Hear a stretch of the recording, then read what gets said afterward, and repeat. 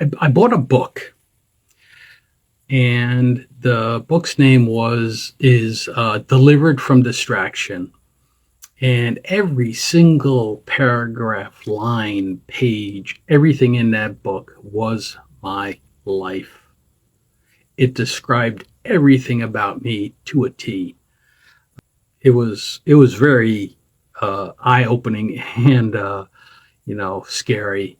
So we had that connection there. So I knew his behaviors and why he would be doing some of the things that he did. Here's one of the pictures of him when he was smaller, playing poker. I don't know if you guys can see that. I know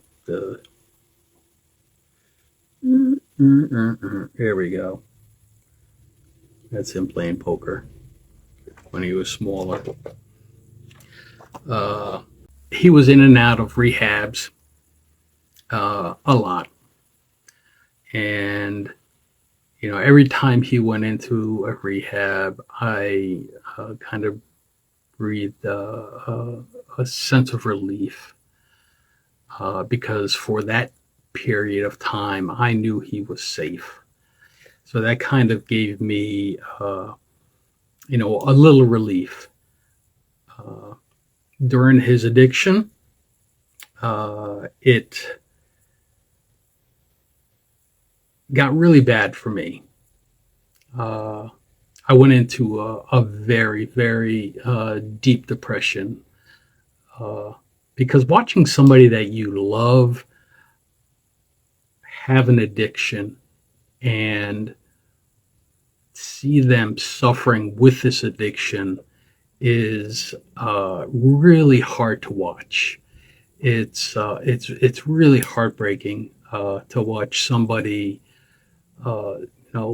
self-destruct themselves. He went to, I think, including outpatient, a total of about 12 rehabs or outpatient programs throughout his life, and it was a crazy ride.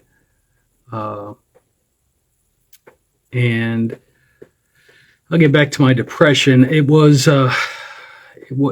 got to the point where his addiction started to affect me, and to the point where I started to isolate myself at work, unless absolutely necessary. I wouldn't talk to anybody. And there's a few people on here that know me and know my story. And I really appreciate everybody being here. I really do. So I isolated so bad that I actually started to not stay home anymore. I would actually come home from work and then I would go to my parents' house to sleep. I did that for about 5 days, I would say. I was constantly talking with my wife, but the depression really started to sink in when I started to stay at my parents' house, and I stayed in the basement, isolated even more. It and thank God for my wife, because I don't know where I would be today, to be honest with you, if it wasn't for her, talking with me and finally convincing me to admit myself to the hospital. And that's what I did. It was a tough, tough decision that I made. But I know it was the right one because, my life was out of control, basically. It was out of control because of the way my son's addiction was. And I was in there for 2 weeks. I came out on more pills than you would ever imagine. Uh, for a while, I was living in a haze because of that medication. I finally see a psychiatrist and a psychologist, which, if you know anybody that is affected by addiction, uh, it for me it really helps talk about it.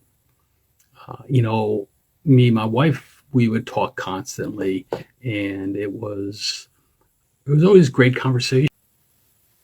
I finally started uh, to feel better slowly. It's a slow process. Slowly changed my medications and got off of some of them because I tell you what, I was a zombie. I was a walking zombie on all the medicine that they gave me when I was in a hospital. My son also, he started using to self medicate, and he was medicating himself was, I believe, from his ADD. It was later found out, he told us, that he was also bipolar. He had massive mood swings, and, I could always tell when he was using because his whole demeanor changed. Everything about him changed. He wouldn't hang out with his sober friends. He would be angry. And I think his anger was more towards himself than anything else. Uh, I think he was angry because, he had a hard time to staying sober. And I think that frustrated him because he was a very determined individual, self motivating. And one of the last things that he ever gave me uh, was this knife. Not a great knife.